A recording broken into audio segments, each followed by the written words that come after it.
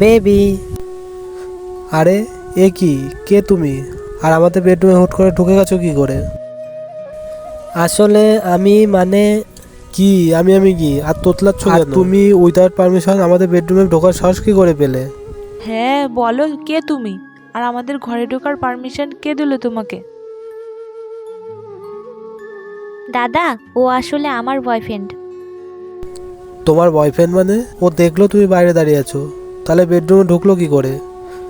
Sorry দাদা, ও হয়তো বুঝতে পারেনি। ও হয়তো ভেবেছে আমি ভেতরে আছি, তাই জন্য ভুল করে ভেতরে ঢুকে গেছে। ওর হয়ে আমি আপনার কাছে ক্ষমা চাইছি। সরি মানে?